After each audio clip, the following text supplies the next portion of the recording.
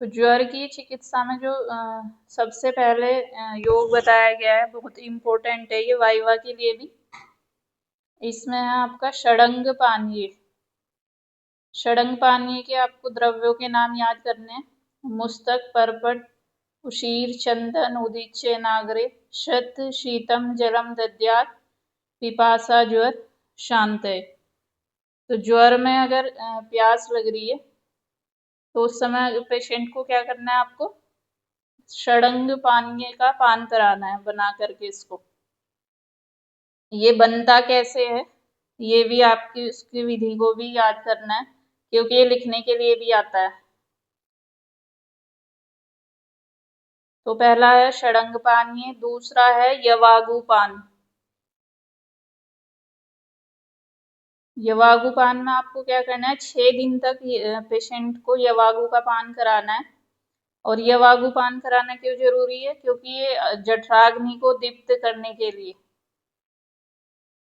लेकिन इसमें कुछ एक्सेप्शन दिए हैं, किसे किसे नहीं कराना है। तो जो मदिरा के सेवन से उत्पन्न ज्वर है, किसी को उस व्यक्ति को नहीं दे यवागु पान नहीं कराना है। अगर ग्रीष्म ऋतु में ज्वर हुआ है उसे नहीं कराना है। रक्त पित्त है ज्वर के साथ तो उसको भी नहीं कराना है। तो ये भी आपको ध्यान रखना है कि किस में निषेध किया गया है और कितने दिन तक यवागु पान बताया गया है। उसके बाद जो है वो है कषाय पान। ये वाइवा में बहुत पूछा जाता है। कषाय का मतलब यहाँ पर क्या है, क्वाथ। तो 2 प्रकार के कषाय बताए गए हैं, शमन कषाय और पाचन कषाय। तो ये आपको पेशेंट को देख करके कौन सा उसे सही रहेगा उसके हिसाब से उसको पान कराना है। अब इसकी एक वो निमोनिक है, पीकेजी। दूध पीकर विरेचन करने चले ज्वर में 6 दिन के लिए। पीकेजी, दूध पीकर विरेचन करने चले ज्वर में 6 दिन के लिए। तो इसमें पीकेजी क्या है, अब 6-6 दिन पे इसमें कुछ बताए गए कि आपको 6-6 दिन के गैप से उसकी चिकित्सा करनी है। तो पी से क्या है, पेया। तो पहले 6 दिन आपको पेशेंट को पेया देनी है। उसके बाद 6 दिन कसाई देना है। फिर 6 दिन कसाई देने के बाद 6 दिन उसको आगे घृत पान कराना है। उसके बाद 6 दिन दूध का पान कराएंगे और फिर 6 दिन विरेचन। लेकिन इस पूरे प्रोसेस में आपको उसके बल का भी ध्यान रखना है। और ये वाइवा के लिए बहुत इंपॉर्टेंट है इसका सीक्वेंस, कि पहले क्या बताया उसके बाद क्या बताया उसके बाद क्या है। ठीक है, तो ये आपको ध्यान रखना है। अब कषाय पान के बाद क्या करना है, कषाय पान तरुण ज्वर में निषेध किया गया। तरुण ज्वर में कषाय का पान पेशेंट को आपको नहीं कराना है। कषाय पान के बाद क्या है, घृत पान। अगर वात पित्त प्रधान ज्वर है, लेकिन उसमें कंडीशन क्या है कि कफ आपका मंद होना चाहिए, तब आपको पेशेंट को घृत घृत पान कराना है। जब उसके दोष देख लेना आप पहले कि उसके दोष पक गए हों, तो 10 दिन के बाद उसको फिर घृत का पान कराना है। ज्वर में नस्से भी बताया गया है, ज्वर के पेशेंट को आप नस्से भी दे सकते हो। तो ये आपका पहले हो गया षडंग पान, ये फिर यवागु पान, कषाय पान, घृत पान। तो ये कषाय है। और इसमें जो आपको मैंने एक ट्रिक बताई है, तो ये सीक्वेंस आपको ध्यान रखना है, क्योंकि वाइवा में यही पूछा जाता है। और किस में कषाय का निषेध किया गया है, घृत पान कौन से ज्वर में आपको घृत पान कराना है पेशेंट को। फिर लाज पे भी पेया बताई गई है, तो इसमें लाज पेया जो है वो इम्पोर्टेंट है, उसका नाम ध्यान रखना है आपको।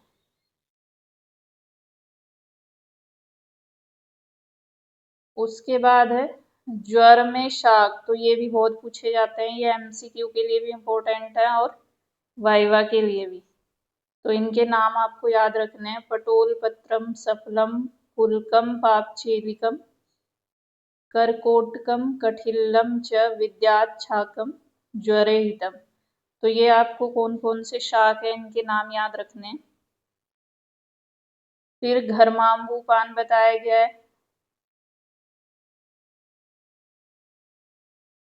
उसके बाद क्या है, क्वाथ, ये बहुत इंपॉर्टेंट है, कौन से ज्वर में कौन सा क्वाथ बताया गया है।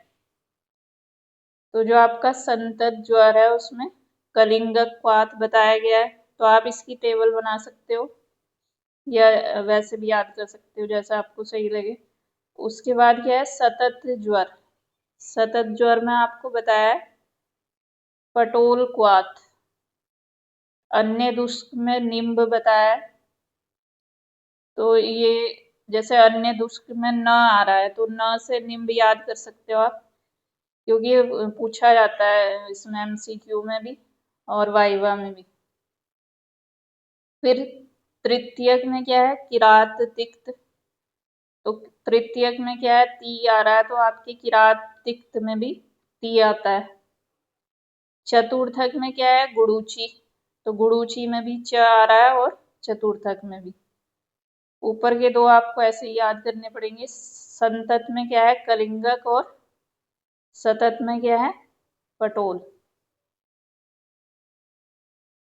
तो ये आपके क्वाथ पान है। इसके अलावा त्रिफला का क्वाथ बताया गया है। ये बहुत ही इम्पोर्टेंट है सारी, इतना लिखना तो जरूरी है एग्जाम में, कॉपी में आपको। उसके बाद क्या बताया, क्वाथ के बाद घृत पान बताया, पीपल्यादि घृत और वासादि घृत। फिर क्षीर पाक बताया, पंचमूल साधित क्षीर पाक। तो पंचमूल के नाम आपको याद होने चाहिए, वो याद कर लेना।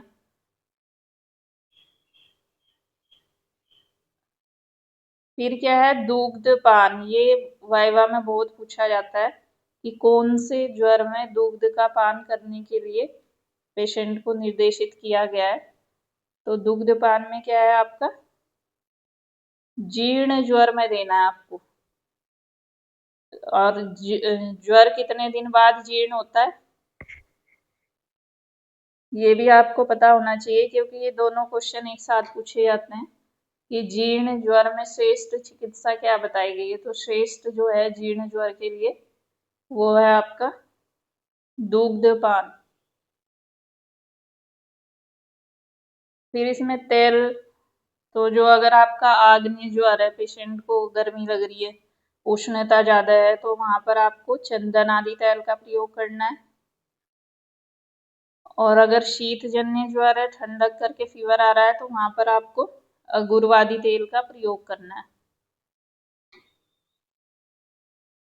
फिर आता है आपका सन्निपातक ज्वर। ये भी बहुत इंपॉर्टेंट है वाइवा के लिए भी, एमसीक्यू के लिए भी। सन्निपातक ज्वर में आपको कैसी चिकित्सा करनी है, वात स्थान अनुपूर्वी करनी है, पित्त स्थान अनुपूर्वी, या कफ स्थान अनुपूर्वी। तो इसमें कफ स्थान अनुपूर्वी चिकित्सा आपको बताई गई है सन्निपातक ज्वर में।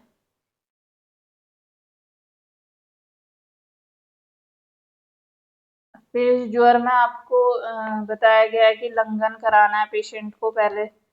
तो ये भी पूछते हैं कि पहले पेशेंट को लंघन क्यों कहा गया है कि पेशेंट को लंघन कराना है। तो ये आपको पता होना चाहिए किसमें लंघन का निषेध किया गया है, किसमें किया गया है। हेलो।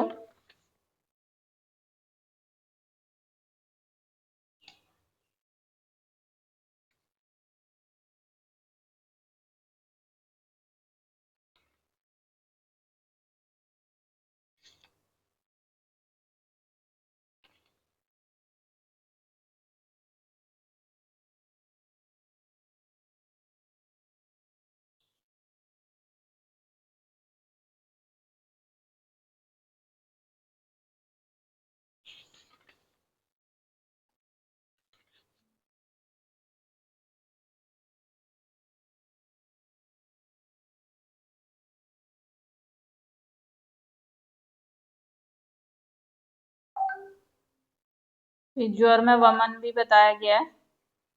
तो वमन में क्या है, तरुण ज्वर में तो वमन का निषेध किया गया है, लेकिन अगर कफ की प्रधानता हो तो वहां आपको क्या करना है, वमन कराना है।